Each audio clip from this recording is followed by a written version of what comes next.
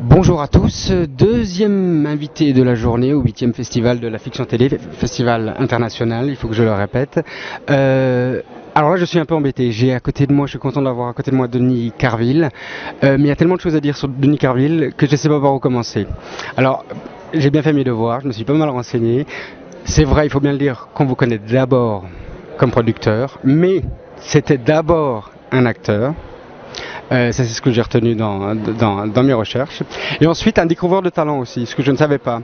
Je sais de sources sûres que des jeunes femmes comme Lucie Jeanne, comme Ingrid Chauvin, vous doivent une part, enfin en tous les cas une bonne part dans leur carrière. Je me trompe? C'est agréable à entendre. Oui, c'est-à-dire que au début de ma société de production, quand on a lancé Vertige, Alizé Film, M6 était un peu un laboratoire. On avait moins de moyens qu'à TF1, France 2, France 3. Et donc on avait la possibilité de lancer des jeunes, des comédiennes, des comédiens, des jeunes réalisateurs aussi. Et ça, c'était vraiment formidable. Bon, aujourd'hui, on peut encore le faire. C'est beaucoup plus difficile.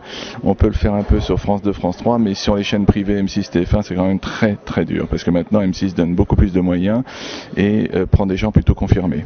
Donc, c'est vrai que Ingrid, elle a grandi chez nous, hein, chez Alizé Film. Quand je l'ai découvert au théâtre, elle avait rien fait. Elle avait fait juste quelques jours de sitcom. Elle n'avait jamais rien fait. Donc, je lui ai donné un petit rôle sur les bœufs carottes que je produisais avec Pierre Wattfeld, mon associé. On lui a donné le rôle de la femme de Philippe Carrois. Et puis après, je lui ai donné un rôle principal dans la collection Vertige dont je vous parlais, sur M6. Et là, tout s'est enchaîné pour elle. Nous, on lui a donné le rôle principal avec Natacha Hamel sur Femme de loi. Je lui ai donné un rôle principal au cinéma aussi, enfin un parmi, parce qu'il y avait plusieurs rôles principaux, dans le film de Gérard Cuc, Les Percutés. Elle a fait 3 vertiges, elle a fait Le fil du rasoir, et puis elle en a fait un autre avec Yves Boisset dont le titre m'échappe.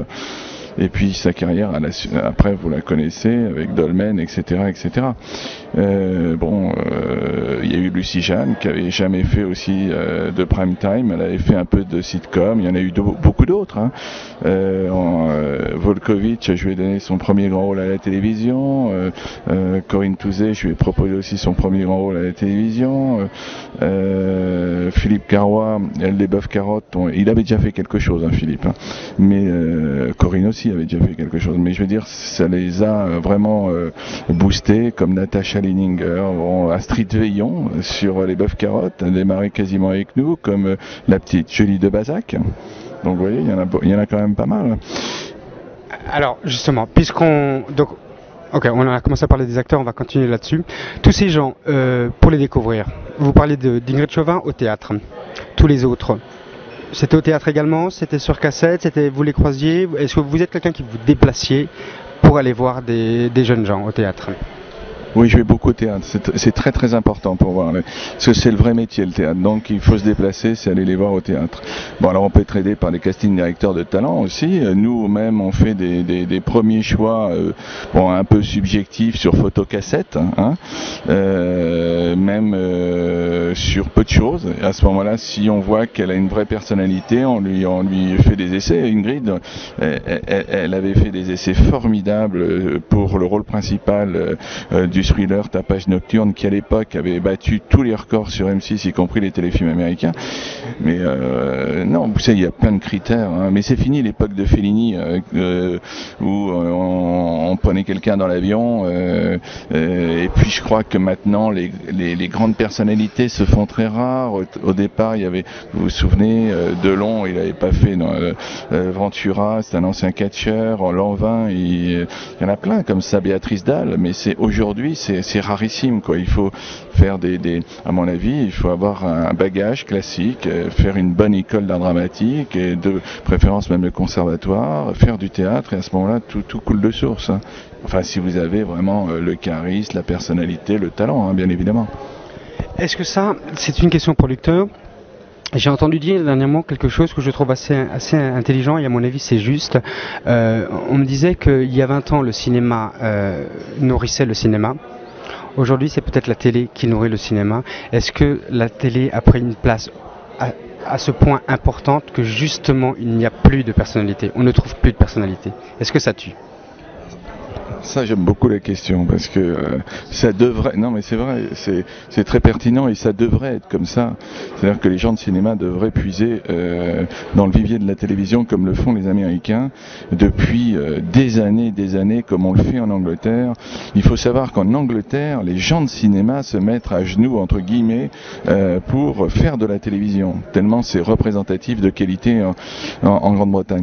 Ici, chez nous, il y a une espèce de snobisme avec les gens de cinéma par rapport aux gens de télévision. Il faut savoir qu'aujourd'hui, vous n'avez qu'à regarder les 100 meilleures audiences de TF1, il y a 60% de téléfilms. Les films cinéma, à part de rares exceptions, sont absolument écrasés par la fiction.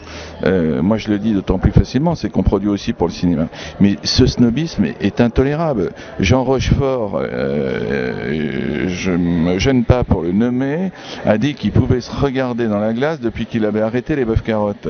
Je trouve ça scandaleux et je remercie Francis Huster d'avoir défendu, comment dirais-je, la profession, parce que les gens de télévision, comme les gens de cinéma, c'est le même métier, quoi. Bon, on travaille plus vite en télévision, mais c'est le même métier. Et en télévision, on travaille davantage les scénarios. Si vous saviez comment ça se passe, un scénario au cinéma, on vous le dépose dans une chaîne et puis c'est à prendre ou à laisser. Hein. En télévision, on fait 10 versions, 12 versions, on travaille énormément. Bon, on aime ou on n'aime pas la thématique du téléfilm, mais on travaille beaucoup plus que les gens de cinéma, les 3/4. Je dis pas tous, mais les 3/4. Regardez, on a fait plus de 200 films l'année dernière, il y en a peut-être 7 ou 8 qui ont marché.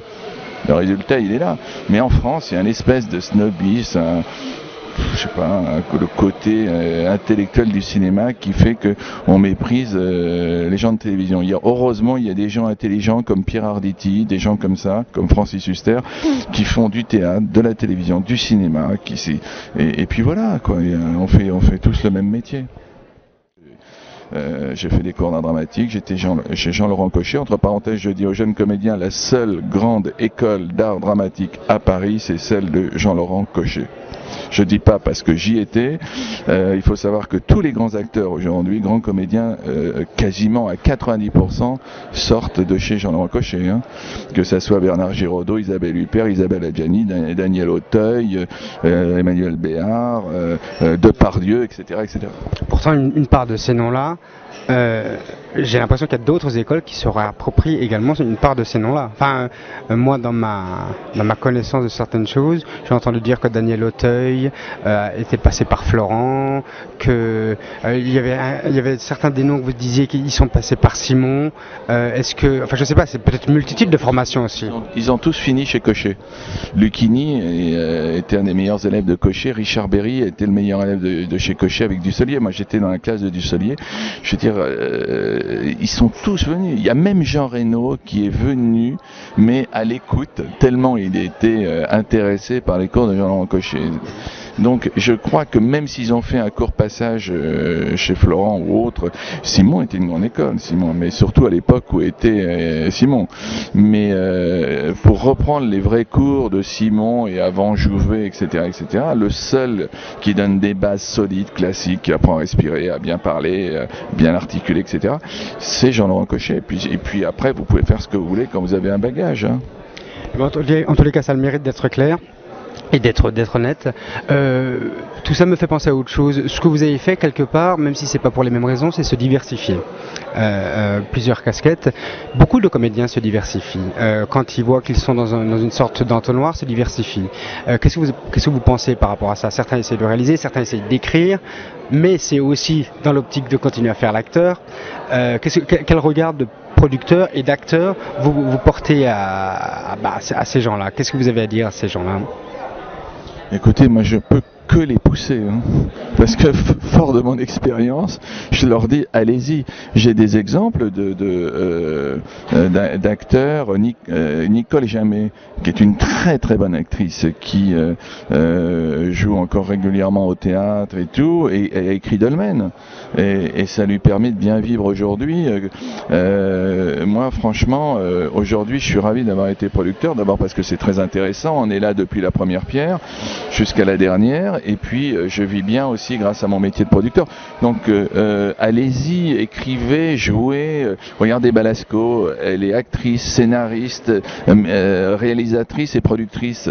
Bon, elle peut se le permettre parce que c'est Josiane Balasco et qu'elle a énormément de talent, mais je veux dire, allez-y, vous savez, on fait un métier difficile, et puis aujourd'hui tout est bouché, tout est difficile. Alors si on doit prendre des claques, autant prendre des claques dans un métier que l'on aime. Donc surtout n'hésitez pas et faites-le.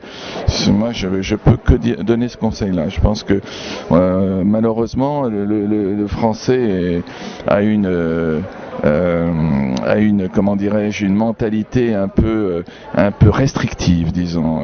Les gens à multiples casquettes sont mal compris parce que les gens pensent qu'on fait mal notre travail. Ou par exemple pour moi, en tant que producteur vis-à-vis des chaînes, on pense que je suis juge et parti.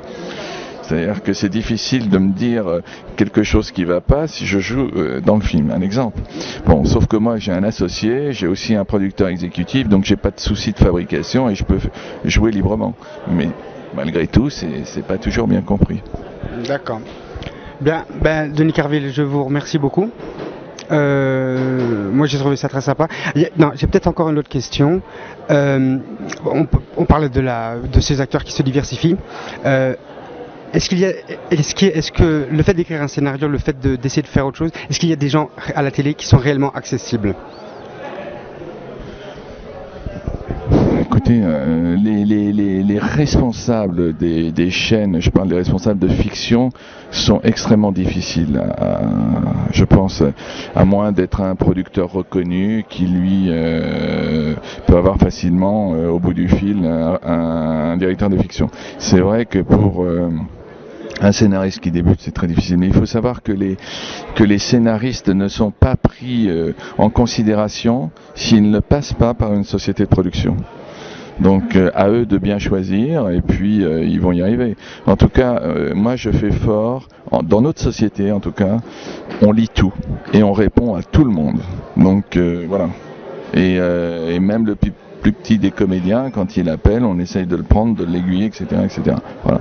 On peut pas malheureusement sur les CV répondre à tout le monde, mais sur les scénarios en particulier, on répond à tout le monde. Voilà.